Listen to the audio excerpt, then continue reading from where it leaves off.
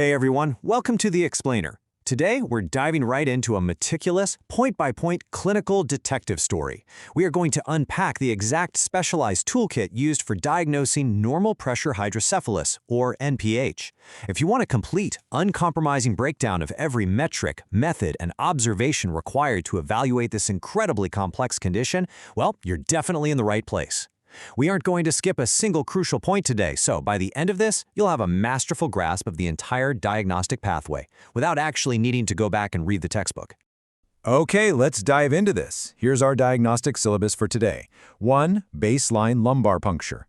2. Biomarkers via CSF labs. 3. Functional assessment with the TAP test. 4. Hydrodynamics and resistance. 5. Prolonged ambulatory lumbar drainage. And finally, 6. Advanced monitoring. We're going to cover every single metric here without skipping a beat. All right, Section 1, Baseline Lumbar Puncture. To really understand NPH, we first need to get a solid grip on what's actually normal. When you're taking a lumbar puncture in the left lateral decubitus position, a totally normal opening pressure, or OP, averages around 12.2 centimeters of water. Now, in NPH, this average creeps up just a bit to 15 centimeters of water. You see how those standard deviations kind of overlap? That is exactly what makes this so tricky. NPH pressure is slightly higher, but it often falls right within normal boundaries. However, based on expert consensus, there's an absolute upper limit of 24 centimeters of water suggested for an NPH diagnosis. Anything over that 24 centimeter mark, which is about 180 millimeters of mercury, well, that strongly points to non-communicating hydrocephalus instead.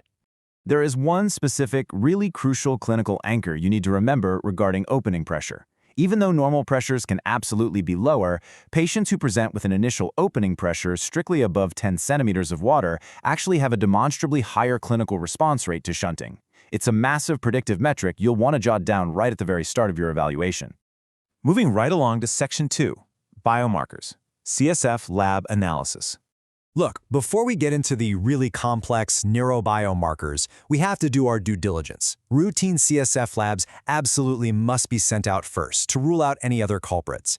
You've got to verify there isn't just a basic infection, or maybe a spike in protein that could suggest a tumor, or any evidence of a subarachnoid hemorrhage.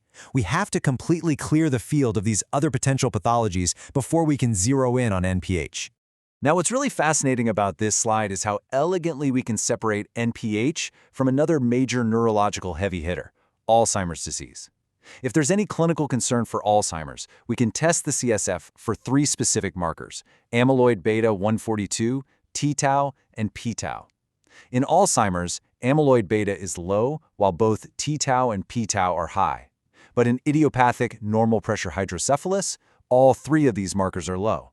It's just a beautifully clear distinction that really helps lock in your diagnostic path. All right, Section 3, Functional Assessment, the TAP test. So, the TAP test, also known as the Miller-Fisher test, consists of removing a very specific volume of cerebral spinal fluid, usually right between 40 and 50 milliliters, and basically just watching what happens.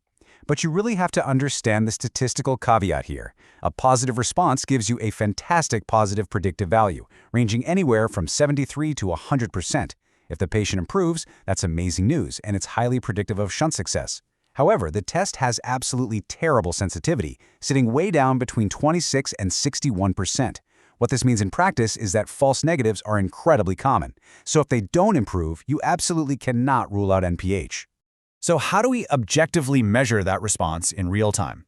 Since NPH symptoms naturally fluctuate from day to day, we need really rigorous, objective measurements before and after the fluid removal. The most common is the timed up and go, or TUG test. The mechanics here have to be strictly followed. The patient sits back in a standard armchair wearing their usual footwear. A line is drawn exactly 3 meters or 10 feet right in front of them.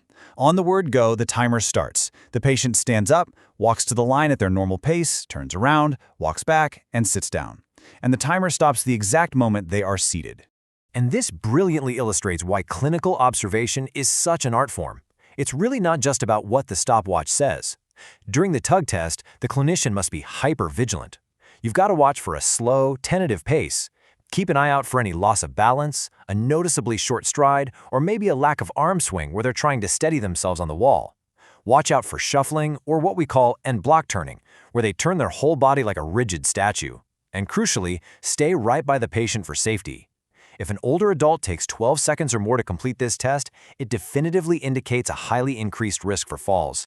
Now, while the TOG test is the standard go-to, it certainly isn't the only option out there. To ensure a completely thorough workup, you might also look at utilizing the 10-meter walk, maybe the longer 6-minute walk, or even just a simple sit-to-stand test. You could also try the TOG cognitive variant or the 10-80 balance and gait test. Having multiple objective data points just gives us a much clearer picture of the patient's true functional baseline. Okay, let's move to Section 4, Hydrodynamics, Resistance Testing. Because the TAP test has such notoriously low sensitivity, we frequently need a much more advanced tier in our toolkit. When the TAP test doesn't give a clear enough answer, we turn to resistance. Here we introduce the concept of RO, which stands for the resistance or impedance of the brain's CSF-absorbed mechanisms. By the way, the inverse of this is conductance. The brilliant thing about determining CSF RO is that it offers a much higher sensitivity, up to 100% in some centers, while maintaining a positive predictive value similar to the TAP test. It really helps catch those cases the TAP test totally misses. Just keep in mind there's no single universal threshold here, because normal resistance naturally increases as we age. So how exactly do we measure this resistance? Well, there are numerous methods, but let's highlight two main ones. First is the bolus method, where a known volume, usually about 4 milliliters, is quickly injected via lumbar puncture at a rate of 1 milliliter per second. The second is the Katzmann test, which is a steady infusion of saline at a known constant rate. The Katzmann test is incredibly precise, but you've got to be highly cautious here.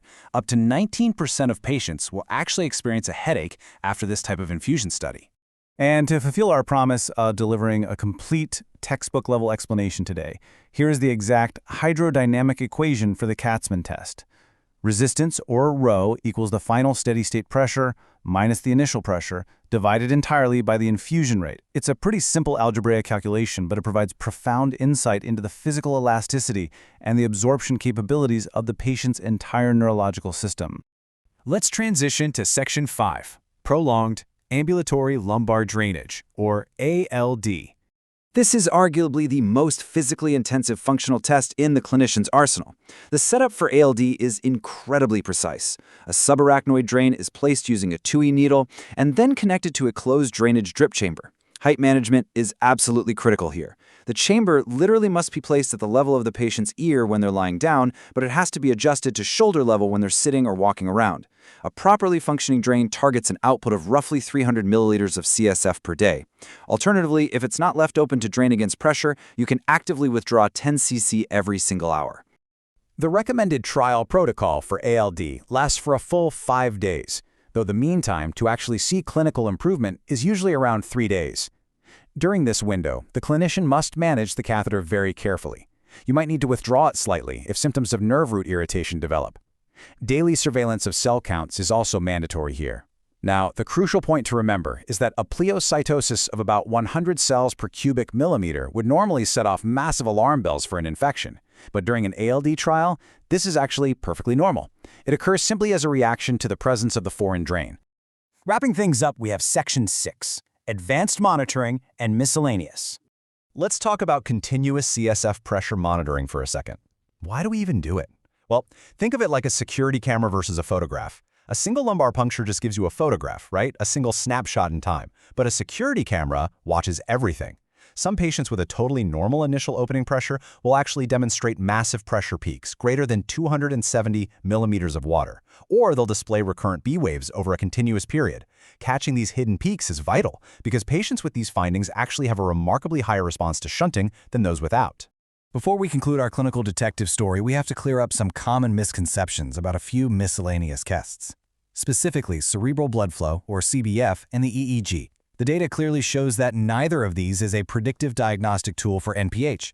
While CBF reliably increases after a successful shunting procedure and correlates beautifully with clinical improvement, it shows absolutely no specific findings beforehand to help you predict who will actually respond to the shunt. Similarly, an EEG provides no specific findings for NPH whatsoever. They are simply not part of the predictive toolkit. And that brings us to the very end of our comprehensive diagnostic explainer. But I want to leave you with a provocative question to ponder, one that lies at the very heart of treating NPH. How does a clinician successfully balance the relative safety of a quick, low-sensitivity TAP test with the highly invasive yet intensely accurate data of a 5-day ambulatory lumbar drain? Mastering this balance, weighing patient safety against the demand for definitive surgical data, well, that is the true art of neurological medicine. Thanks so much for joining me on this explainer, and keep exploring these fascinating clinical intersections.